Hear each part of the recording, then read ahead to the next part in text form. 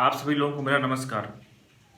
20 अक्टूबर 2022 को Delhi high court ने एक मामले में पॉक्सो के एक आरोपी को जमानत दी और ये कहा कि पॉक्सो अधिनियम का उद्देश्य जो नाबालिग हैं उनके खिलाफ जो यौन हिंसा हो रही है उससे उनको सुरक्षा प्रदान करना है, ना कि पॉक्सो एक्ट का उद्देश्य दो युवाओं के बीच जो आपसी सहमति से उनके रोमांटिक संबंधों के आधार पर जो संबंध बने हैं उसको आपराधिक प्रकरण बनाना है।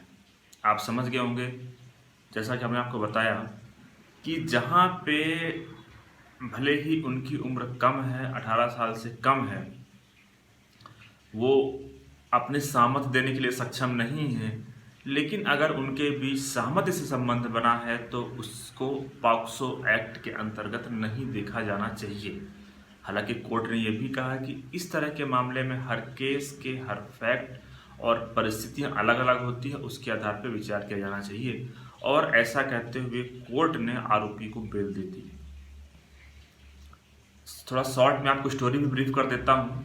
इस केस में जो पीड़िता है, जो महिला है, महिला के पिता उसकी शादी कहीं दूसरी जगह कर देते हैं, जिस बात से वो खुश नहीं थी और वो उस व्यक्ति से शादी नहीं करना चाहती थी। उससे नाराज हो करके वो इस केस में जो आरोपी है जिसने ये बेल एप्लीकेशन फाइल किया है वो उसके पास चली जाती है और वो दोनों आपस में विवाह कर लेते हैं। इस बात से लड़की के पिता बहुत नाराज होते हैं और वो आरोपी के खिलाफ मुकदमा दर्ज करवा देते हैं। उसमें पुलिस के द्वारा धारा आईपीसी की धारा 363, 366, 376 और पॉक्सो एक्ट के अंतर्गत धारा 6 और 17 इनके अंतर्गत मुकदमा दर्ज किया जाता है और आरोपी को गिरफ्तार कर लिया जाता है। उसके बाद ये बेल एप्लीकेशन फाइल होती है। बेल एप्लीकेशन कोर्ट जब डिसाइड करती है तो कोर्ट ने देखा कि जैसा कि इस केस में फैक्ट से समझ में आ रहा है कि पीड़ित, इस केस में जिसको पीड़ित महिला बताया गया, जो लड़की है, वो खुद ही आरोपी के पास जाती है, ना कि उसको जोर जबरदस्ती से, ना कि उसका अपहरण करके उसको ले जाया जाता है। उसने खुद स्वीकार किया है कि वो खुद से आरोपी के पास जा रही है और उसने फिर दोनों ने साथ मिलकर के पंजाब में शादी किया है। तो इससे स्पष्ट प्रतीत होता है कि यहाँ पे उसके खिलाफ कोई यौन हिंसा नहीं हुई है, उसका कोई किडनैपिंग नहीं किया गया है, उसके साथ कोई रेप नहीं किया गया है, ऐसा स्पष्ट प्रतीत हो रहा है। तो ऐसा कहते हुए कोर्ट ने इस मामले में आरोपी को जमानत दे दी। हाँ, कोर्ट ने भी स्पष्ट किया कि हम मामले को ख़त्म नहीं कर रहे हैं, हम मामले को समाप्त नहीं कर रहे हैं, हम एफआईआर को रद्द नहीं कर रहे हैं, लेकिन चूंकि ये जो मुद्दा है ये जमानत का है, इसलिए यहाँ पे हम आरोपी को जमानत दे रहे हैं, क्योंकि केस के फैक्ट और सर्कमस्टेंस इस प्रकार से हैं।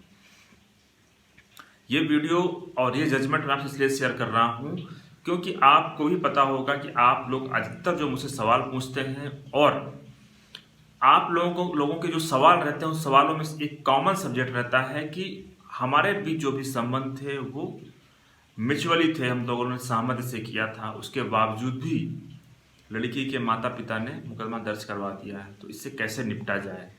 तो इस तरह के कुछ जजमेंट मैं प्रस्तुत कर रहा हूं आपसे। साथ में ही जब कोर्ट ने इस जजमेंट का में आरोपी को बेल दिया तो मद्रास हाई कोर्ट का एक जजमेंट है Vijayalakshmi versus state of Madras के नाम से, आप उसको भी पढ़िएगा, उसका मैंने जजमेंट पे वीडियो बनाया है। तो अगर आपका भी मामला कुछ ऐसा है तो आप इन जजमेंट को जरूर प्रस्तुत करें कोर्ट में, आपको इनके आधार पे बेल मिल सकती है अगर आपका मामला सहमति का है तो।